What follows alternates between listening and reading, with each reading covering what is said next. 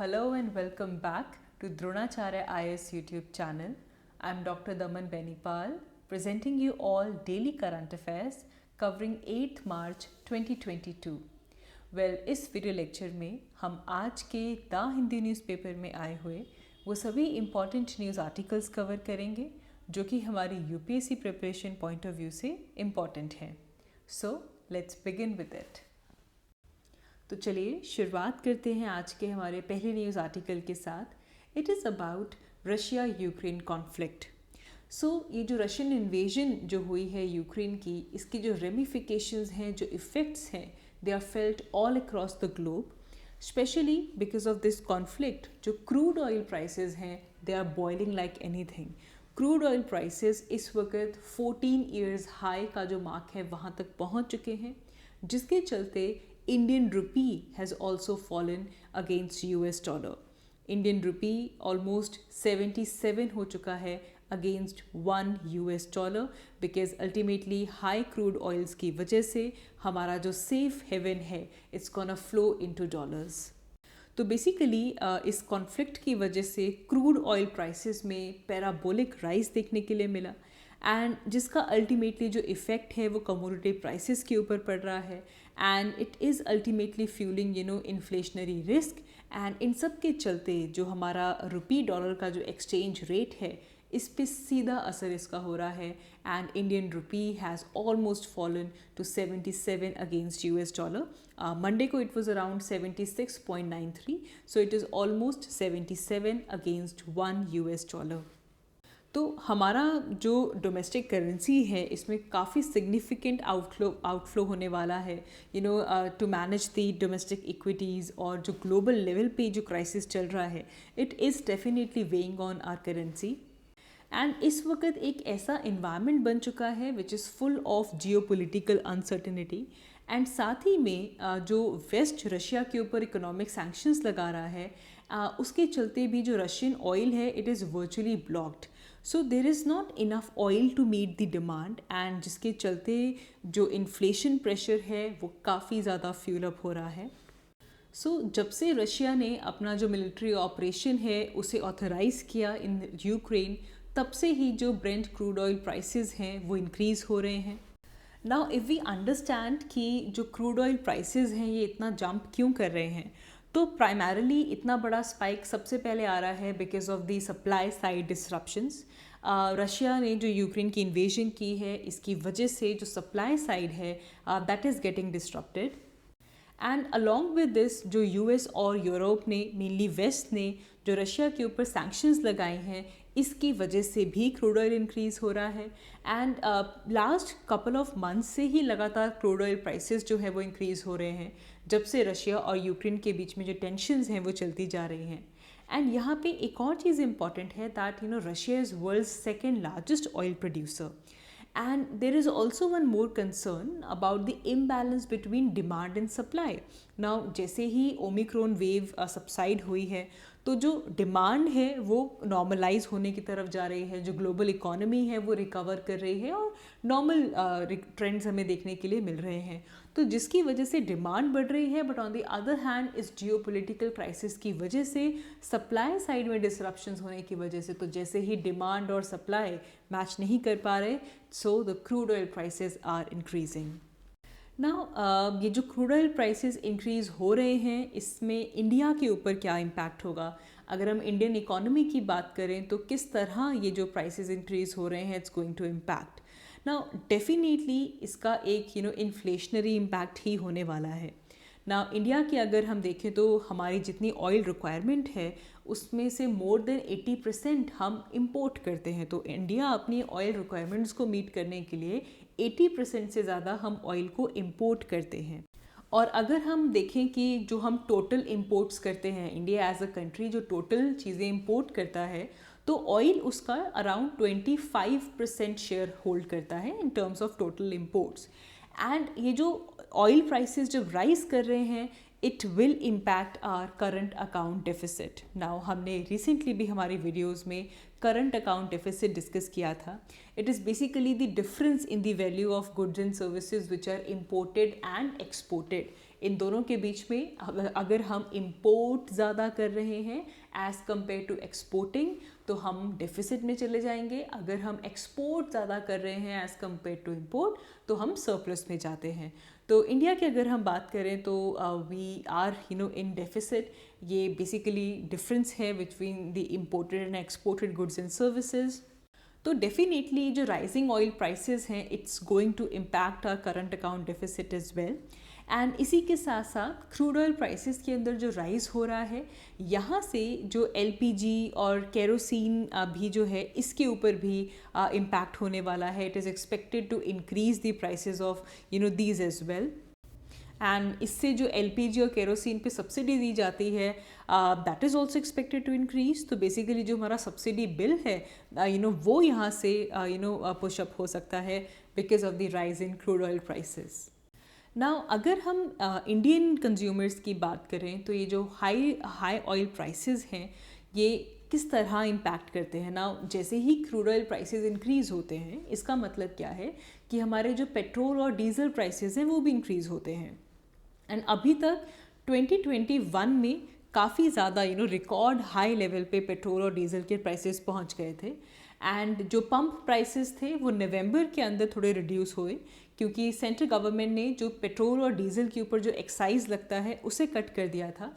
And जिसकी वजह से जो प्राइसेस हैं वो थोड़े कम आए थे। एंड साथ ही में जो स्टेट्स थी, जो स्टेट्स वैल्यू एडेड टैक्स लगाती हैं, उन्होंने भी उसको कट डाउन किया था, जिसके बाद जो प्राइसेस हैं पेट्रोल और डीजल के वो नॉर्मलाइज हुए थे।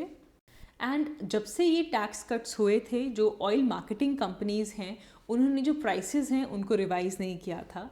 एंड इवन जब जो क्रूड ऑयल जो था इट फेल अराउंड फ्रॉम 84.7 पर बैरल टू $70 पर barrel in the beginning of November, तब भी जो ऑयल मार्केटिंग कंपनीज़ थी उन्होंने प्राइसेस को रिवाइज़ नहीं किया था। नाउ ये जो क्रूड ऑयल प्राइसेस इंक्रीज हो गए हैं this could result in higher fuel prices for consumers even though they did not get the full benefit. जब क्रूड ऑयल प्राइसेस कम हुए थे नवंबर और दिसंबर में तब भी प्राइसेस कम नहीं किए गए थे, लेकिन अब जब क्रूड ऑयल प्राइसेस इंक्रीज हो चुके हैं now the consumers can experience that they are being charged with higher fuel prices. And इसका इम्पैक्ट इवन हम अगर अपनी इकॉनमी में देखें तो जो इन्वेस्टर सेंटिमेंट्स हैं उसके ऊपर इसका डायरेक्ट इम्पैक्ट है, मार्केट के ऊपर डायरेक्ट इम्पैक्ट है। नाउ पिछले कुछ दिनों से जैसे ही क्रूड ऑयल प्राइसेस राइज हो रहे हैं इन्वेस्टर का जो सेंटिमेंट है that is beating over. And जो फॉरेन पोर्टफोलियो इन्वेस्टर्स हैं they have turned net sellers.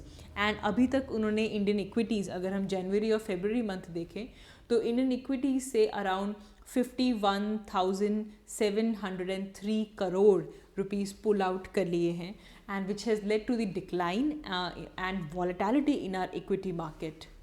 रुपी भी फॉल कर रहा है एंड मार्केट के ऊपर भी इसका असर हो रहा है। So markets are remaining very volatile because of this current going on geopolitical concern. Now इसी के साथ साथ अगर हम कमोडिटी प्राइसेस देखें तो वो भी काफ़ी शूट अप कर रहे हैं, स्पेशली बिकॉज हमारे जो इंडस्ट्रियल बायर्स हैं, जो ट्रेडर्स हैं, दे आर उनका जो रॉ मटेरियल सोर्सिंग है वो जेपरडाइज हो चुका है। Now because of the Russia's invasion of Ukraine जो सप्लाई साइड है वो डिसरप्ट हो चुकी है, रॉ मटेरियल पहुंच नहीं पा रहा है, जिसके चलते कमोडिटी प्राइसेस भी इंक्रीज़ हो चुके हैं। नाउ जो रशिया ने यूक्रेन की इन्वेजन की है इसे all over the world condemn किया गया है एंड जिसके चलते वेस्ट ने काफ़ी ट्रिगरिंग सैंक्शंस भी रशिया के ऊपर लगाए हैं so that we can isolate Russia.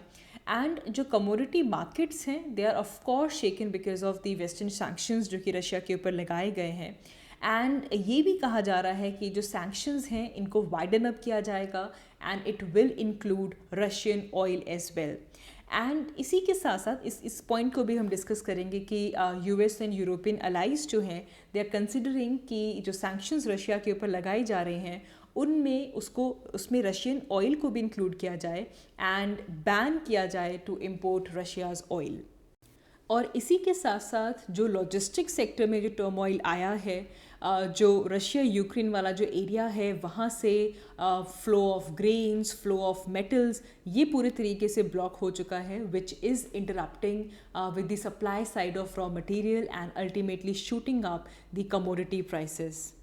And जिसकी वजह से अभी हमने जैसे डिस्कस किया जो ऑयल प्राइसेस हैं वो तो काफ़ी इंक्रीज़ हो ही चुके हैं एंड इवन अब ये भी कहा जा रहा है कि क्योंकि ऑयल प्राइसेस इतने शूट कर रहे हैं that this oil prices can lead to global recession as well. And ये जो पैनिक स्पर हो चुका है इन्वेस्टर्स के अंदर, जो मार्केट्स फॉल कर रही हैं, जो इन्वेस्टर्स हैं they are basically taking cover in gold, and gold is taken as a safe haven in case of such turmoils, जिसकी वजह से जो स्पॉट गोल्ड है वो अभी अराउंड $2002 पर पहुंच चुका है and it is highest since August 2020। तो पैनिक की वजह से जो अब गोल्ड है उसकी सेफ हेवन्स की वजह से भी प्राइसेस बढ़ रहे हैं। इसी के साथ साथ पैलेडियम की अगर हम बात करें, this metal is use as a catalytic converter and Russia इसकी ग्लोबल प्रोडक्शन में 40% कंट्रीब्यूट करता है। And because of the ongoing Russia Ukraine conflict even palladium के जो प्राइसेस हैं वो भी 15% हायर हो चुके हैं, अराउंड $3,440 पर ounce.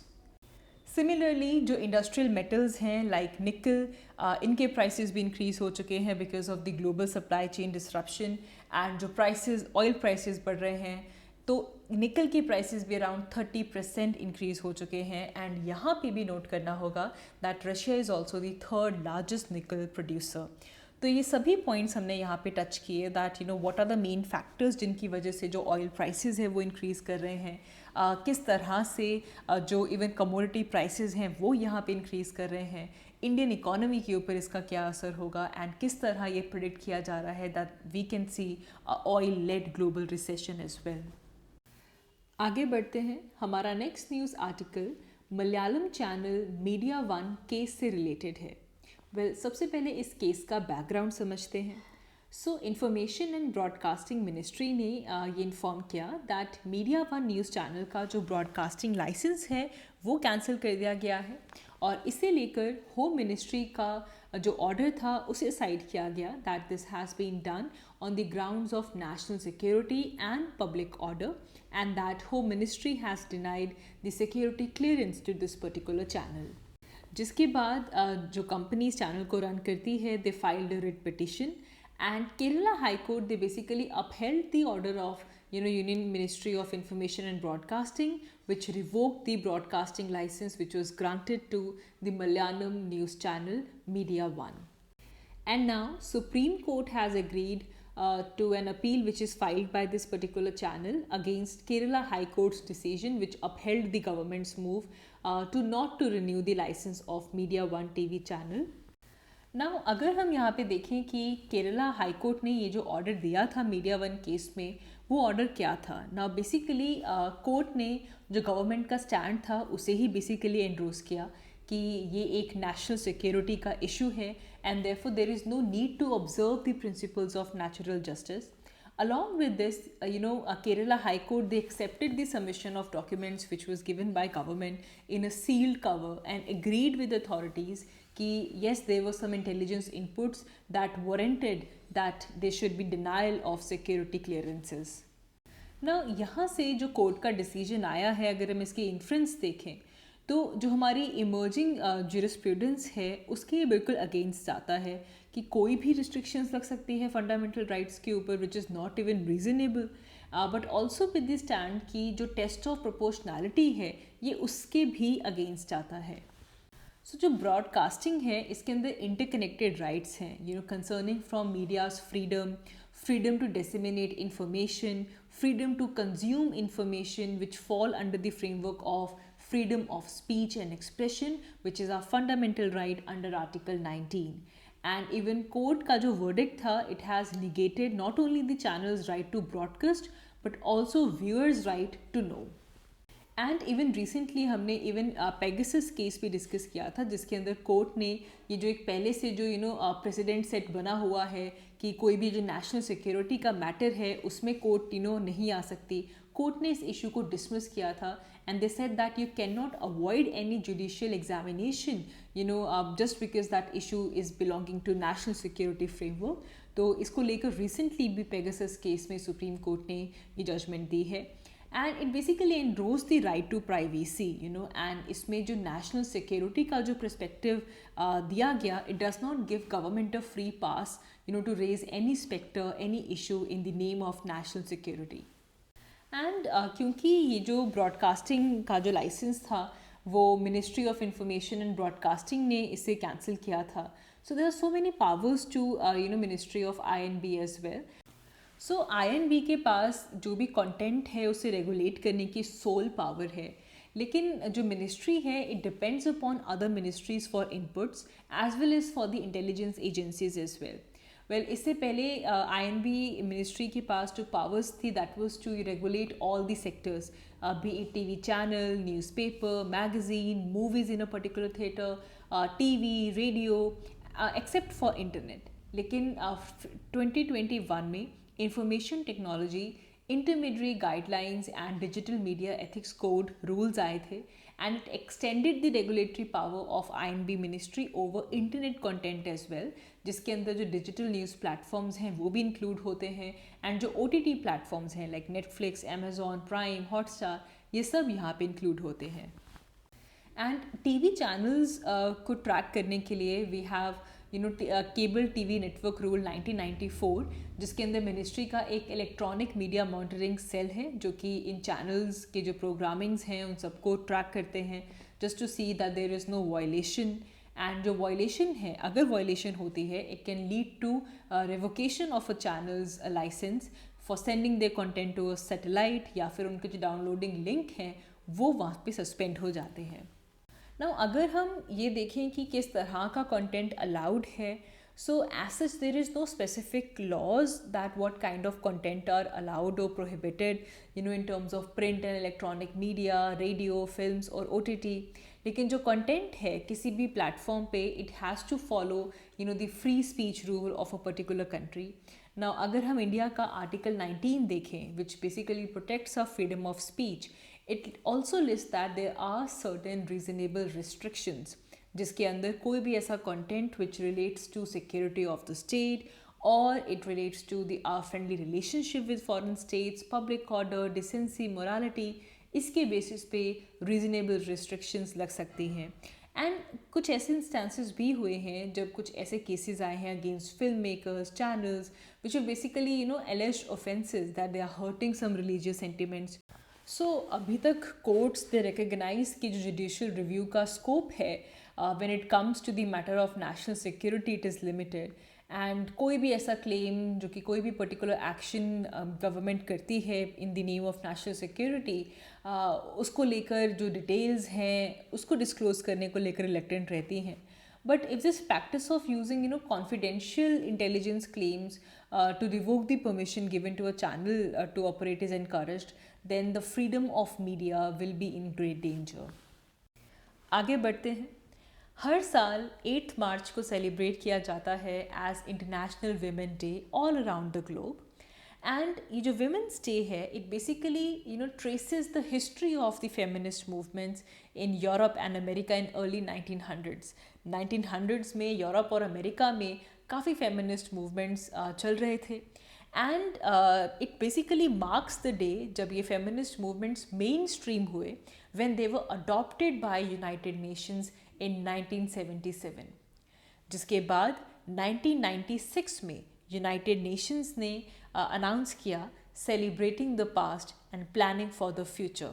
This was announced as the theme for women's day and तब से हर साल कोई ना कोई थीम विमेंस डे के दिन पे दिया जाता है and it marks the celebrations and gender rights advocacy works.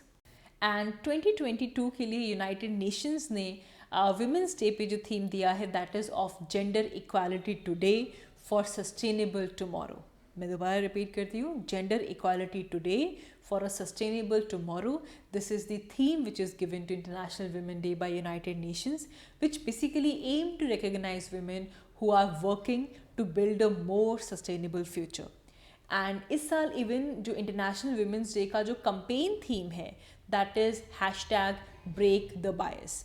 तो campaign theme is #break the bias, whereas overall जो theme है that is for gender equality today for sustainable tomorrow। यहाँ पे एक और चीज़ इंटरेस्टिंग है, अगर हम इंटरनेशनल वुमेंस डे की जो वेबसाइट देखेंगे, it somewhat diverted from United Nations given theme and it announced that break the bias is year's concept. The theme is gender equality today for sustainable tomorrow, लेकिन जो campaigning का जो concept है that is break the bias.